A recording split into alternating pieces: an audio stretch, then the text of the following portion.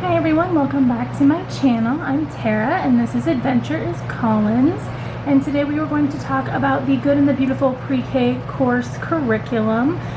So right here in front of the camera right now I have the Pre-K course book and the alphabet flip books. There are 4 of them, and then also with this course comes the activity packet, which has some games. Now I left it in the packet so you could just see how it arrives in the shrink wrap, but I will also cut them out and show you what they look like once you take them out of the packaging. The flip books, just to do them really quickly before going through the course book, there are again 4 of them. They're broken into different letters, and then they arrive like this, where they are in individual sheets. And with this activity, they'll be matching the capital, the lowercase, and the picture. And they have to flip through to match all the different items.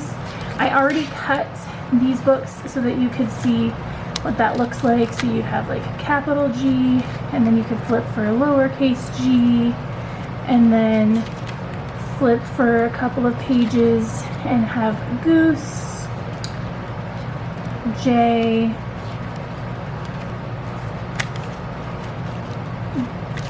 J, jellyfish, that sort of thing. And then they have them broken down into smaller chunks. And then before you start with your student, you would just go through and cut all of the books. I just wanted you to see what it looks like, the way that it arrives, and then after you cut it. So diving into the pre-K course book, this is of course the cover. Here it tells you that they're going to go over letters and sounds, vowels, numbers, colors, motor skills, sorting, matching, and rhyming. So when you open it up, you have your about this course, where it goes over everything that it covers, everything that it includes, which I showed you. And then here it says, at what age should I start my child with the pre-K course? And it says that if your child can count to 5, recognize pictures for these several items, and then gives a couple other suggestions as well for this to be appropriate for your child. Okay. It gives you some brief instructions up here on how to get started with the course. Items to always have on hand, which are your flip books, your games, pencils, crayons, and then just some other basic pre-K level supplies.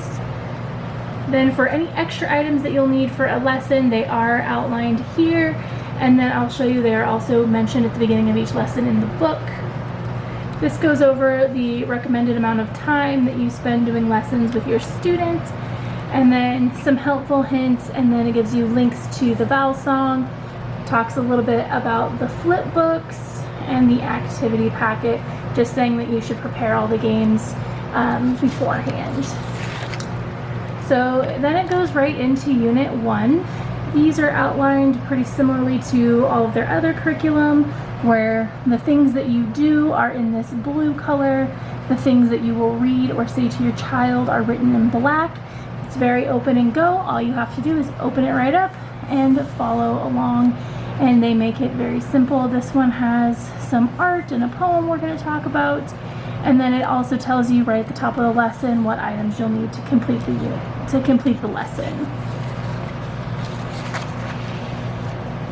So here we'll have our beginning letter practice. I really appreciate that the Good and the Beautiful starts out the letters very large.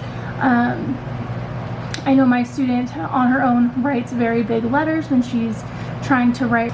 I think it's also handy that they are including things like this, where they're using different fonts and colors to help kids identify that it's the same regardless of what color it is or the size or the font that is used. I think that's a really handy thing. Throughout the course there are cutting practice pages, and then on to lesson 2. Again, another nice thing is the repeating of this sort of lesson, and you'll see throughout the curriculum that they do repeat several things so that the child is always getting refreshers. So lesson 2, again, it has your items needed, the things that you do written in blue, the things you say written in black, all the check boxes to mark off as you go. So it makes it very, very simple. They do start right away with having some really beautiful art in the curriculum, along with questions, and then we move on to the letter B. And I'll just kind of skip a little here, but you get the general idea. There's some games you play. And then again here it tells you which different games you can play here. There's a clothespin game and the piggy bank game. And I really like that their curriculum addresses all different kinds of learners, and it has different activities to do for kinesthetic learners, and it has different things for more auditory learners. I think it's just really neat how they've taken the time to set all this up. Beginning sounds, more cutting practice. We have another game and some cutting and pasting. Now this lesson was one that I thought was a really important one, and I was so glad to see it pretty early on, right in the pre-K curriculum, is helping students to differentiate between B's and D's, which is a common thing that kiddos have a hard time with. Again, some more art appreciation, some more B and D practice, letter sounds. So as you flip through, it's pretty consistent. You're doing the same types of activities again and again, getting that reinforce, see like more B and D, the reinforcement of reviewing it again and again.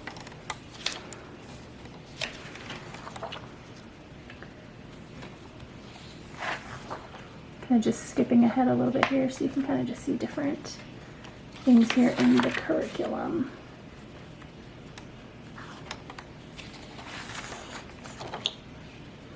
Here's a sorting activity with things in the house and things that are outside with cut and paste.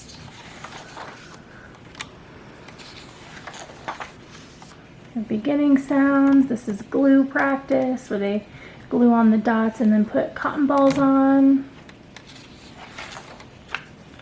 I just really love the art in here too. I think it's so pretty.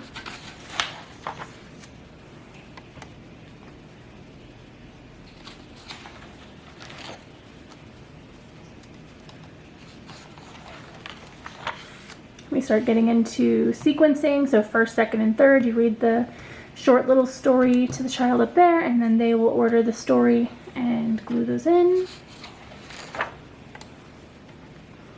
I think this is also nifty, is having children fill in missing letters. I frequently see things where you have like the letter, say you would have the B and you'd have to say the letter before and the letter after. And I kind of think it's interesting that they're giving you the gap to fill in. Another game you can play, and then it'll tell you throughout the curriculum when you will be using things from the activity packet. So like here on lesson 32, it says the number slider and the letter cube from the activity packet. So you always know before you start everything that you are going to need for a lesson. Start getting into these shapes here. Rhyming words and cutting practice.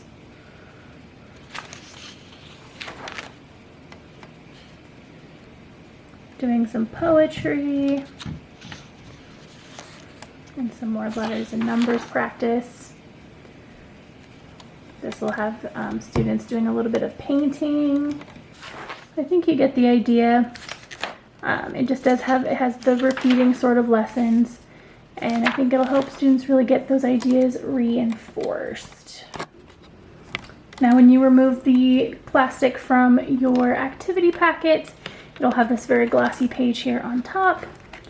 And then it has pieces for the Feed the Elephant game. And this really cute little elephant here. Here's your letter cube. This is Mouse House. And it just tells you that when you cut all these out to save the directions and put everything into Ziploc baggies so you have it all together. And these are all on very high quality, thick paper. They're all very like shiny, glossy pages, and I really just love the quality of what you're getting.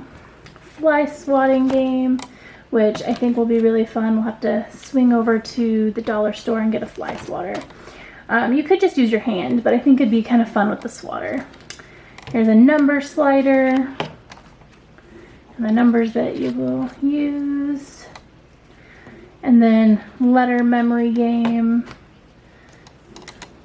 So they look like this, and then the rest are just the letters.